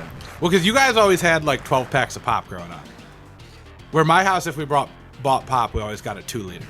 Did we have 12 packs? Yeah, I thought we had 2 liters. Were you guys two? I remember there being in what you call the utility room. Right. There was usually a 12 pack sitting there. Oh, we gotta tell a story of my dad running in place in our. So like in my old house in my decaying suburb, our former decaying suburb. I mean, Grosse Point's Grosse Point's in much better shape than St. Clair Shores, I would say at this point. But yeah, so we didn't have a basement, but we had this area we just called the utility room, which where all like the appliances were, like the dryer and the. But it also opened up to the outside, though, yeah, which was the weird part. It was like the first room you were in the house. It was like both a foyer and the washer and dryer room. This is like the most disgusting foyer ever. Like just like. So anyway, it was so my dad would run in place in nothing but his underwear, listening to music, like just kind of hyping himself up. That doesn't do anything, right? Like you need a tread. That's what treadmills are for. I mean, it's probably better than like it gets your heart up. better but than not. Are you losing any calories just running in place like that? Compared to what? like sitting here, sure, but yeah, it's not like an efficient use of your exercise time. I don't think. I gotta say, I've never actually tried it. Maybe if you jumped, because that's basically just jumping rope but without the rope. He wouldn't jump, but he would throw aggressively boxing punches. jog. Yeah, shadow box. Yeah, he would shadow box. But he would do it in the dark too, which is where the context of the story comes in. Yeah, like every fifth time I would come over, I'd open the door and just hear like panting. What is that? Because you would hear him like huffing and puffing, but he wouldn't know that you came in because he had his headphones on. So he didn't like announce himself. He would just be chugging along. Yeah, that was a weird bit.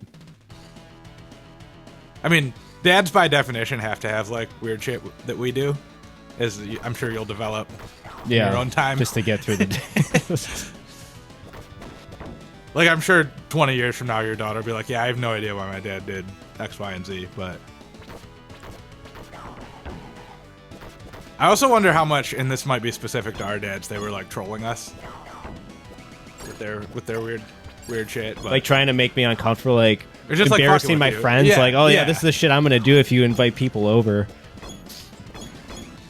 I kind of understand why. I think I know why my mom didn't want all the kids in. I think it had a little bit to do with shame. It's like, oh, there are like 4 kids in this cramped house because it was a smaller house. Like it was a homey house, but it was yeah, I don't know. It was like if there were 4 people in my bedroom, it would be pretty cramped. But we were also like small enough children that it wasn't really an issue. Like 4 adults in there would have been brutal, but we were like. I can't understand the justification. I guess the only other thing I could think of is like she thought like she'd have to clean up or something because it's like too overwhelming or something. Yeah. Or it was just an attempt to like make it as unenjoyable as possible to hang out at your house, so we just didn't. You know what I mean? Oh, like just go to your house, yeah. Or whoever else's house. Yeah. Like when there's 2 of us, she didn't mind. So like, but when there's 4 people, she's like, well, one of these other children's houses would surely be better. No, my childhood home wasn't that much bigger than yours, especially before we did the addition. But we just had the basement, which is a huge help. Yeah. Because we kind of had run to the basement when we were like, even into like teenagers and young adults. Not the computer room though. We could never keep that door open. Oh man, Bill ripped that door right off one time. So he didn't.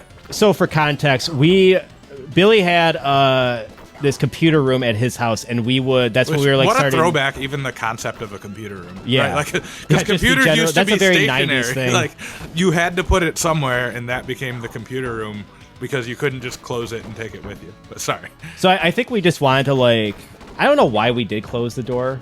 Was it just like so we could have like we would just want to be fully immersed and we didn't want like I think we just didn't want to have like any outside distractions. Yeah, because we were gaming. Weren't doing anything bad. We were playing NES emulators by sharing one keyboard, where like the left half of it was mapped to player 1 and the right to player 2. Did your dad think we were looking at porn or something? Probably. Like I don't know exactly what he thought we were doing, or like, but like, you know, like the internet was new, so people of his generation like had no idea what could happen on the internet. Like maybe thought we were gonna go get abducted. Like I don't know what he thought. Like we didn't have like in-depth conversations about it, you know. But yeah, he came and removed the door from the hinges because I left it closed. The myth is that he just tore the door. I like to tell the story as if your dad didn't even have a screwdriver. He just tore the door off the hinges. Your dad was like a smaller guy, but he could be very intimidated when he was. He had the dad strength. Yeah, he did. Like I tell people to this day, like, so my dad is now 70, and I'm a retired professional MMA fighter, but I still like would be worried if I had to fight my dad right now. And he's like 5'8", like a smaller guy. I got 40 pounds. You guys used to get into like physical brawls. Yeah, like right? once every, I don't know, probably year to 18 months as like a teenager, which I feel like is a pretty normal like posturing, like alpha male testosterone kind of thing as you're making your way in the world. I could not imagine fighting my dad, like how awkward that would. Yeah, that would. Yeah, I mean, knowing Power Joe, that would be a different experience. Plus, he's taller than me. He has got like I think a good 3 inches on me. Yeah, he's much bigger than you. He's 6. I think he's 6'1", maybe 6 feet. I'm 5'10"-ish, 5'9". I think I'm 5'9.5", but I round up. It's fair, as we all do. Like I'm like maybe 6 foot first thing in the morning kind of thing. But yeah, my dad's smaller than you are, so like I have a huge size advantage on him. But yeah, and he was always like, for being like a peace-loving hippie, he's also like fairly competitive. Because we used to play one-on-one basketball. You and I did too, and I have a similar story with you. We would play one-on-one basketball in my yard, and my dad would just kick my ass, right, like all the time. But like we started when I was a small child, and then it got to the point where he would win, but he would do a lot of cheating. Like I'd go up for a jump shot, and he'd grab the bottom of my shorts, so my shorts slid down, and I fell or whatever. And then I finally what a heel. I know. And I finally beat him one time, like despite the cheating, and that was literally the last time we ever played basketball together. He was like, "That was it. You did it. Like I'm done now." That's how I started to get when you started beating my ass. But if my memory serves, I beat you twice because the first time was at Mason, and you were like you were willing to try it again in the driveway where most of our games happen. And then when it happened in like 2 different places, you're like, all right, it wasn't a Mason thing. We're done. It wasn't a fluke. Like it wasn't an environmental decision that made this happen. It was actually. But like I was a varsity basketball player, and by I don't know 14 or 15 was probably bigger than you. So a lot of the physical advantages you had when I was small. But remember when we used to play where you only scored points by blocking shots? So I actually had to score more points than you blocked shots, and I do remember that. I mean, I probably had like almost a foot on you at that point. Well, and like I heard one of your videos where you talked about like the jocks at school and differentiate. Like you are a weirdly good natural athlete for someone who didn't really play sports very long. Yeah, like, I could have ran track if I wanted to. Like I was gonna say, you were fast and could jump. So like that would have translated to some stuff if you had gotten into it. Didn't you talk about how much you hate jogging in a different video too? Yeah, I like being on a bike because you're kind of higher up, but when you're jogging, you're like kind of on level ground. It just seems very, it's just too much. It's overwhelming. I just get bored. Like, for it to be, the amount of time it takes for how slow you're moving is. And it's unpleasant. Like I get winded. Like my cardiovascular when I started jogging was terrible because I wasn't going to the gym at the time. No, I don't mind. I prefer like running sprints or hills or something like that because like you're packing as much exercise into like 10 minutes instead of 30, which helps. And also just like understandable if you're doing like 10 minutes.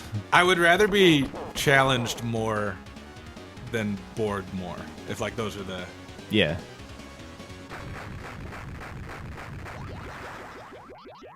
So do you have any hopes and dreams for like extracurricular activities, sports, anything like that with your daughter? Like, do you plan on getting her into anything, or what's the? Not really. Not that you can do shit for like the first year anyway, so you got some time to discuss that one. No, like whatever she's cool with, I'm fine. I don't think there's anything I'm like super passionate about. It's like, but they don't. That's the thing, though. They don't really have that. You got to give it. Because they don't like them. They don't know that volleyball exists or whatever. Like, you know what I mean? Like, you kind of have to. I use volleyball as an example because my daughter's doing a before-school volleyball club starting in a couple weeks, and that's the first time playing that sport. Now, I don't think she's going to especially like it or be that good at it, but if she has fun. Get some exercise, make some friends. Maybe tennis, because I really miss playing tennis. Yeah, we had some good times. Yeah. Tennis and tennis-adjacent activities. Ping pong. Yeah, oh, that one summer we got super into ping pong because my dad trash picked a ping pong table from, like, I went to the high school behind our house. I have no idea why they had a bunch of ping pong tables, but one summer they were just, like, throwing a bunch away. And my dad walked over there and just wheeled it back to our house. And we didn't have a net, so we used, like, my mom's, like, stockings with some nails. Yep. And got super into ping pong briefly. Ridiculous bit. I never learned a backhand, so I was just like exerting so much. You were like running sprints around the table. I remember like figuring that out, and that really turned the tide of something. Yeah, that was my Achilles heel. Once you learned I did not have a backhand, I was fucked. But no, so the one activity I had my daughter in pretty early was gymnastics, and not because I have any particular desire for her to do gymnastics, and she's not great at it, but it's like the first thing that kids can do. Like they had it at 18, starting at 18 months at the place we went to. So that was fun. It was a parent and me class. So are you there the whole time? You like did the shit with them. Like you walked along all the obstacles, and it was like 45 minutes. And now like her big thing is she trains jiu-jitsu at the same gym as me and also competes in that. So that's like her main thing, and everything else is kind of just fun on the side. So like with MMA right now, is women's MMA, like, I have no idea. Is it more, because I know Ronda Rousey was huge. Yeah. And then, like, is it like better than men's fighting at this point? It's definitely less popular, but the one nice thing about it is there's not a men's MMA event and a women's MMA event. Like there'll be 3 men's fights and then a girls fight and then back to the men. So it's all like integrated into the same thing. Are women ever getting the main events though? Sometimes when there's a title fight for women, like it's for a sport that is as right wing and like borderline fascist as the UFC is right now. Yeah, I'm like not a fan of Dana White. Neither am I. But they're like, it's like the best place for gender equality in sports right now because it all happens on the same event, they're on the same contracts, they make the same money, they have the same opportunities. It's not like there's a WUFC like there's a WNBA, you know? Yeah. But so what we train now is just jiu-jitsu, which is none of the striking. Because I don't really have a desire for myself at this point in my life, or my daughter to like take that amount of head trauma. So we're just learning the grappling and the wrestling and submissions and stuff. And she'll probably end up using that for wrestling in high school. Michigan just added women's wrestling as a separate sport, as did the NCAA D1, so that's more where I'm thinking with that.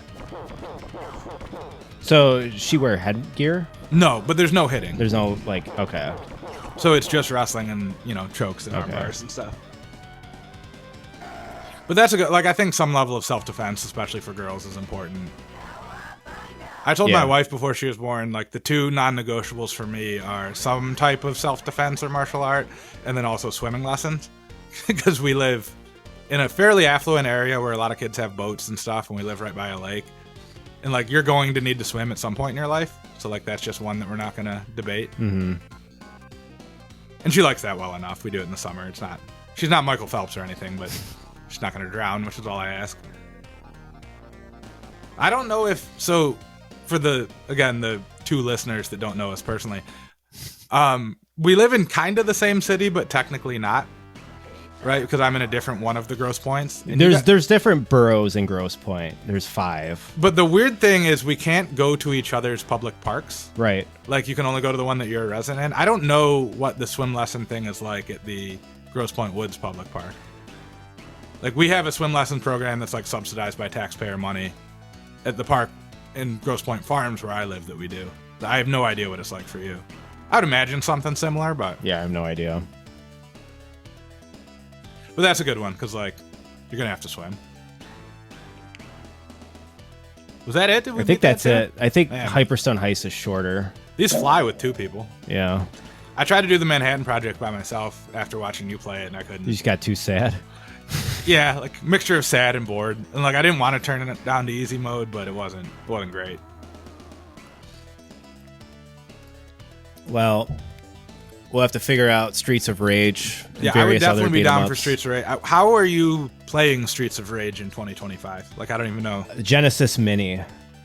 That's a thing? I didn't even know that existed. You know, they had like the NES Mini and the Super yeah. One of them like sold out in like 2 hours and you couldn't even get, right? Yeah. So the Genesis Mini wasn't that popular, so I was able to get one pretty easily. It was like $100, and then I have 2 of them. I have like the European version, which One of them has Streets of Rage 2. The other one has 3. So that's how I have both of those. Because I would be okay if we skipped the first one of Streets of Rage. My That's recollection not is even. that Yeah, people don't remember that one as fondly as 2 and 3.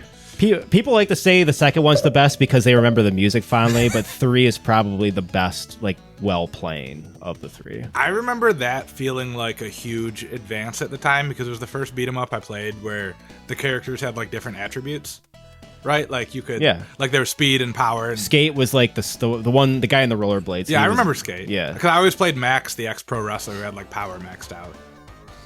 But that was like the Turtles games. Like they had different weapons, which theoretically like changed the hitboxes, but that was about it. Like nobody got more HP or more damage or anything. Right. So that was like that blew my mind at 7 or whatever when you got a Genesis. We played a game where character selection actually mattered. I think that's the other. It was like hanging out with you and like seeing your parents, and then having a Genesis instead of a SNES. I feel like gave me some kind of like countercultural. Like whatever you want to call it, because that was like that was like the countercultural machine, where the SNES was more like traditional. Yeah, you know, I could see that. Like especially in those days, like Nintendo was generic for video game system in the 90s. Like no matter what you're playing, your mom would call it a Nintendo kind of thing. Yeah, not your mom, but the general character of mom, of 90s mom. You know Steve Wilkos. I know from Jerry Springer. Yeah. His own talk show. He once said. He called, I don't know if it was like the PlayStation 2, he called it the Sony Wii. And it became like, it had to have been a bit because he said it like 5 times. Like something he thought was, oh, this is funny, and I'm just, boomer. Or maybe he fucked it up the first time and enjoyed the reaction, so he just rolled with it, Well, remember, I don't know if you were even around for this, but my mom always referred to Skyrim as Scrim. Like she just like missed the Y in there. Omitted the Y. But like, Ed and I, and you might have too, I don't know, got it on release day, and she came out, she's like, oh, are you boys playing the Scrim? And like, I know at a certain point she realized that wasn't it. She was just going with it. Stuck with it, because he was like, I got a thing now. But no, you weren't really that into the Elder Scrolls, I don't feel like. No. I played like 50 hours of Skyrim. I think Oblivion was the main one. Yeah, they were fine, but like that's another one that at the time, because it was new, felt like we were really doing something in terms of like the living world. But honestly, I remember more playing Shenmue when you had the Dreamcast. Or did you even have it, or did we just rent rented the Dreamcast? It. Yeah, I rented the Dreamcast a couple games. Shenmue to me felt like because I played that before Grand Theft Auto 3. I feel like that was the real leap. Yeah, but like not only open world, but also like the characters had lives that went on in the background without you. Yeah, it was like what is it called? Like not a life sim game, but it had like not like a strategy simulation game, but it had like that. There's like a technical term. Yeah, I know what you're saying. Yeah. I wouldn't know it either, so you could tell me anything right now, and I would just nod along. But yeah, that was big. I feel like one of us should have got a Dreamcast at some point because we would have had a lot of fun with that. Power Stone. But so I remember we got to the end of the first disc of Shenmue, but you like didn't rent a memory card or didn't come with that? If you didn't have the VMU, which was Dreamcast memory card, you were fucked. You could get to the end of the first disc and then we were just done. Yeah, because when you put in the second disc, you had to load in your memory data. But up until that point, you had just kept the Dreamcast on over the course of like 4 days because we couldn't save. Yeah, I remember I did that with Code Veronica too, the Dreamcast Resident Evil. But that was like, even back in the day in Nintendo games, like I remember playing games and like my parents would call me up for dinner or whatever, and you're like, all right, just leave this on, hope it doesn't randomly die on you, which it probably will. Yeah. But yeah, that one takes me back. Memory card, even the concept of memory cards is nostalgic. We could do a whole episode on memory cards. You could. we could get a good hour out of that. Remember, I had that PlayStation off-brand one. Wildcats, right? Or Mad Cats? Mad Cats. Yeah. But it had like different like pages, and it had physical buttons on the memory card, and you had to select the right page for your game. Yeah, you had like a. And it was like the shit ton of memory on that. But yeah, it was the equivalent of like 15 memory cards, which was awesome. But it was a pain in the ass because I think you had to like turn off the system and unplug it to like navigate over to another page. So if you were on the wrong one, like it just took so fucking long to find like the actual save. Not user friendly, but if you could figure out how to work it and have the patience, you had a lot of save files. And it came with a little sticker that you put on it where like in theory you could write, but it was tiny. Like it was this, I mean, people probably remember what PlayStation memory card size was. Yeah. I'm like, how many game titles can I write on here? Like maybe 2? Like that's not going to help me. Yeah, that was, and then you were making the tough decisions about like deleting your save from one game when you started a new one. Because memory cards are expensive. Right. And now I'm just like constantly, with how tiny the hard drive space is on the PS5, I'm just constantly deleting games. Yeah. My biggest fear for the longest time was my save file was going to be deleted. And then I realized, like, no, it's fine. Yeah. I rarely revisit games enough at this point. Like, I'm very much, like, I'm going to play the shit out of this until I don't care about it anymore. And then I'll probably never touch it again. But that's how I used to be, and I feel like lately I've been doing, like this last year, I've been just dipping into games for like 2 to 3 hours. Like games I own already. Yeah. And that's been pleasant because it's not as stressful because I'm not, you don't feel like you're on like some kind of weird deadline where it's like, oh, I have to beat this game to go on to the next one. I say sometimes I'll go back and play a game before the sequel's coming out. Like before, I don't even know if it was before it came out, but before I got Forbidden West, I went and platinumed Horizon Zero Dawn. If I did that before I played the sequel, because I feel like the sequel is very samey. You would have been so done with it. Yeah. Yeah, I think I like the Horizon games considerably more than you did. Like I love the first Horizon, especially like the mystery of like how the world came to be, but I feel like they kind of lost that in the second game. All right, so that's very fun game, but so you enjoyed the world building and the story more than the game for I love the gameplay of 1 too, but then it just the fact that we were doing this all again in the second game and the world building kind of just like it petered off pretty hard. Yeah, I mean you were discovering new stuff and like hearing about the tribes from Asia or whatever was somewhat interesting. But I'm with you, the story wasn't quite there. But it was also one of the first PS5 games I played, so I kind of got that like so you got that technological leap that bolstered it. Yeah, I got you. I think I played Ragnarok and that were the first 2 I played when I got a PS5 because I got it kind of late. Yeah, those came out pretty close to. I think those were both 2022 games. Yeah, I think I was like a year after by the time I got a PS5. I don't remember exactly. The R2 feedback on the PS5 blew my mind. Oh, the haptic? The haptic feedback. The first time I like swung Kratos' axe and it pushed back, I was like, all right, this is fucking cool. It's pretty neat. A lot of games don't implement it though. Well, the first party games do. Like, have you played the new Astro Bot? I've never played any of those. I think you would love that game. It's really well. It's a 3D platformer. You're not much of a 3D platformer guy, but it's like it's pretty. Well, it's not like you're collecting. It's what the new one is a collectathon, but you're collecting a lot of like it's like all the PlayStation icons from the past, and they go pretty deep into like obscure games and shit. They got an Intelligent Cube one in there. Good. Yeah, I think that I'm pretty sure they do. I was mostly teasing you just because you referenced how much we played the fuck out of that demo of Intelligence Cube. Do you have PlayStation Plus? Yes. There's a free. Like you can get that for free if you're I will actually play. That feels like a good like listening to a podcast game or whatever. Yeah. Which is like a weird genre of game I have now where like I don't care about the story, I just wanna have background noise. Yeah, that'd be a good one. I did enjoy that game. You said that in the Parappa demo. I didn't get into Parappa as much, but I definitely played. Yeah, I played that first Parappa level like over 100 times.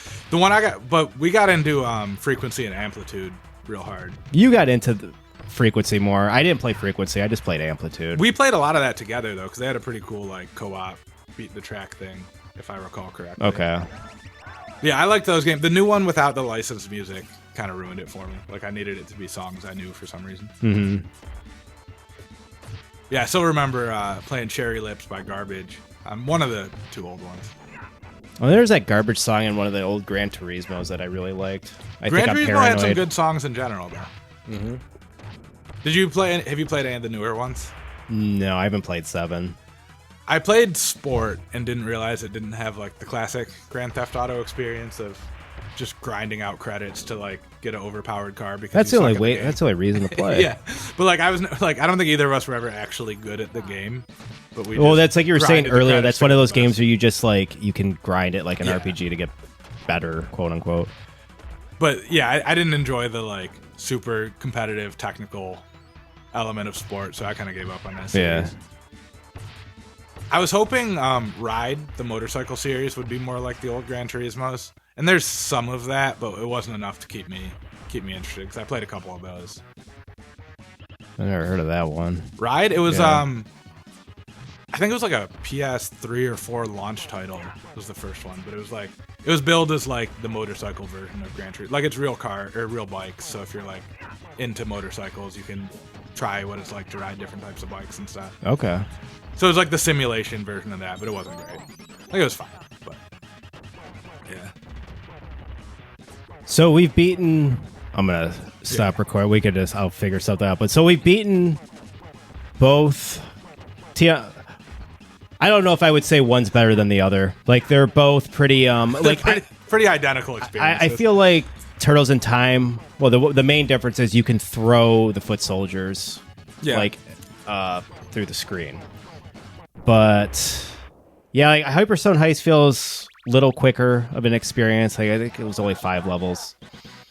Which is weird because even the NES ones were a lot longer than that. Like you don't think about games. Manhattan Project, is almost an hour, I think. Yeah, and I remember it taking a lot longer too, playing on the NES. Like because you'd get bounced back to the start of levels that continues and stuff, so it's usually a little bit longer. No, you could have kept these going, and I probably wouldn't have noticed that we switched. You know what I mean? Like they were pretty.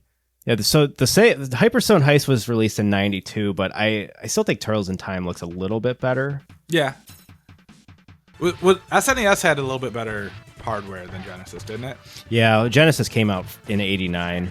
It was that early. It always felt like... So it was kind of like the bridge between the two Nintendo systems. Like, I always thought of it as the same generation as Super. Where, like... The Super came out in '91. The Genesis came out in '89. I'm not sure if the SNES came out in Japan first. I think they came out around the same time in both territories. And you never got SNES either, right? No.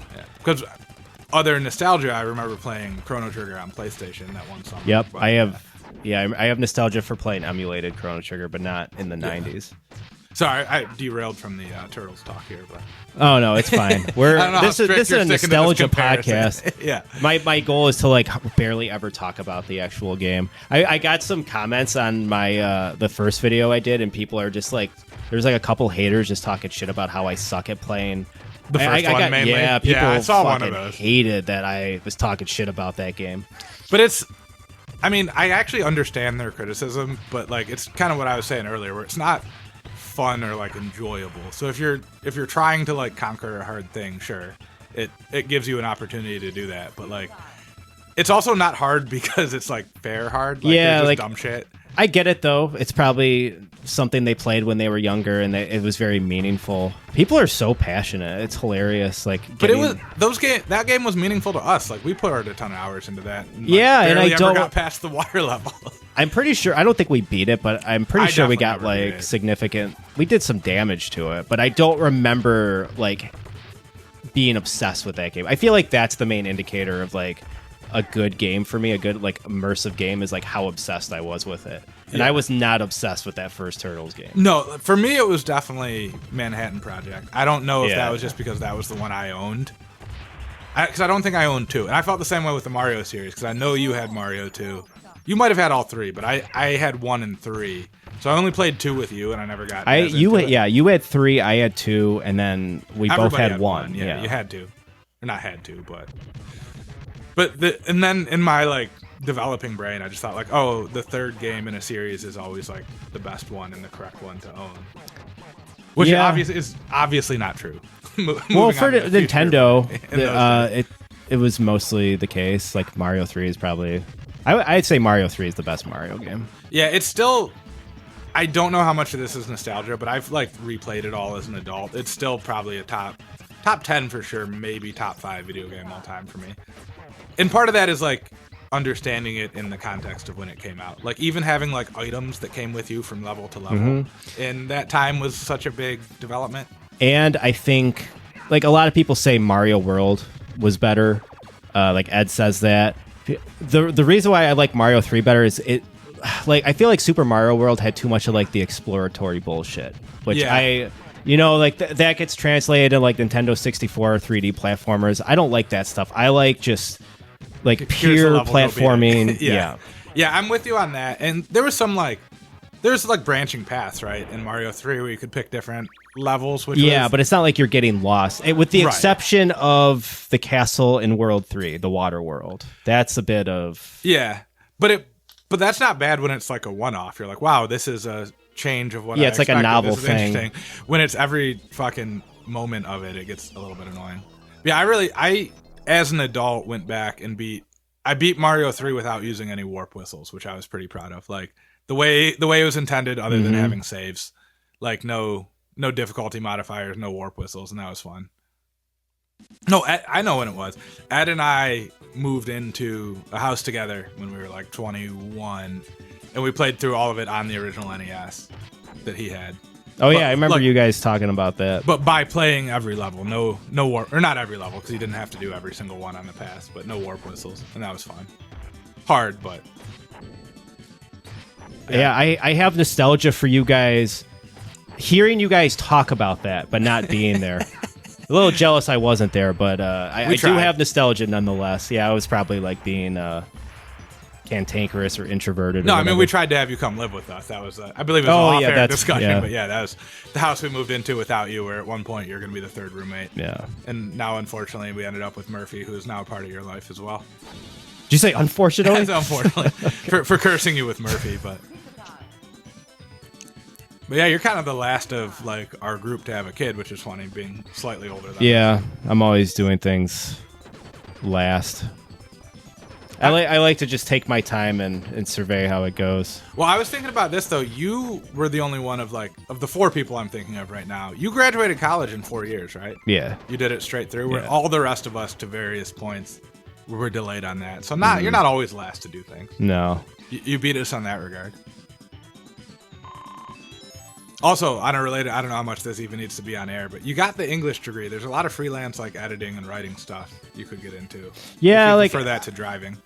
I know. It's just like, for me, the hardest thing of like learning a new trade is just like the humiliation of like the first couple of weeks. Yeah. Because I feel like that's the biggest thing as men is like, I mean, let's not beat around the bush here. We fucking hate ourselves. I mean, life is great. You know, we have our kids and we're like very like we live meaningful lives, but like self-esteem is a motherfucker, and we might be able to posture and you get what I'm saying. So it's like every time I've had to learn a job. Well, not when I learned like how to be a scorekeeper when I was like 14, 15. That was pretty awesome. easy. But like like those first couple of weeks Yeah. where you have no idea what you're doing and like you want to like impress people and you want to like act like you're doing like a good job and your supervisor or your trainer or whatever is like getting frustrated with you. That's the shit that's what I dread. So I think I disagree with the root cause of what you're saying, but I firmly agree with the effect where like I really like being a veteran of things. Of like whatever that thing is, right? Like I like going to the jiu-jitsu gym now that I've been going to for 3 or 4 years, and everybody knows me and I know how it's going to work and there's no surprises. And if there's someone new, they feel like they should know me. I don't feel like I should know them. And same thing with jobs, all that. Like, oh yeah, that's Billy. He's been around a while. So like, I'm with you on that.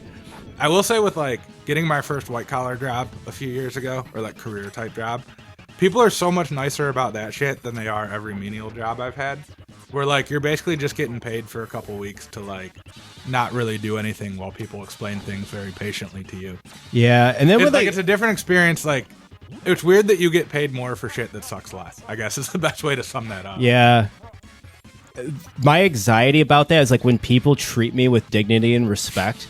This is like a consequence of working in retail for as long as I did, but like it's like I'm suspicious of it, and then I'm just like waiting for the other shoe to drop. It's just like like silly stuff that I need to get over, but No, I Yeah. think that's a not unique to you experience, because like I kind of felt like that starting the job I'm in now, where it's like, oh, everyone's really nice. Like, I wonder when that's gonna change. like it's surprising, right? Yeah. But then you're like, oh, we have like a job that most of the people here enjoy to various extents, so we're not all at each other's throats because like we're happy to be here. Because I'd worked until I was in my early 30s, like all kinds of blue collar bullshit, like cut grass, did extermination work, like, and that is a very different vibe than like white collar email jobs, for lack of a better term. Yeah. But we are we need editors all the time because we're using a lot of AI to make transcripts of video and audio stuff. But then, like, so I feel like that editing piece is exploding in the next handful of years. For like humans? Yeah, so we have humans edit the AI transcripts of things. Gotcha. Okay. And I think that's becoming a big thing with like online media in general, that with an English degree you'd be somewhat positioned for. Like, I don't know how you get an entry-level editor job, because like I'm not an editor at my work. I don't know, but it seems like that's the degree you would want. I'm completely self-taught in my editing. Like I just like, it's a pain in the ass because like I run into like a lot of times where I have to troubleshoot stuff and I have no idea what I'm doing. But yeah, like I'm completely self-taught. But yeah, I think, but I get emails and stuff from Indeed or whatever, even about like freelance editing positions at various outlets. That might be an option, you know, that suits you better than just having to drive around delivering Chipotle or whatever. Because I don't know how to back up. I can't do that. You can backspace, but you can't back up. Yeah. So there's that. Yeah. Oh, that's pretty good. That's pretty good. Came to me since we were talking about the editing, but all right, let's end it on a high note then. So we might do some Streets of Rage, or we'll figure it out. We got a lot of beat 'em ups to go through. So I think I prefer TMNT Turtles in Time. I don't know. I think it just looks better, and it doesn't matter. They're very similar games. It really came down to whether you owned a Genesis or an SNES. Yeah, I feel like. And I own the countercultural system, so I'll go with Hyperstone Heist. All right, until next time.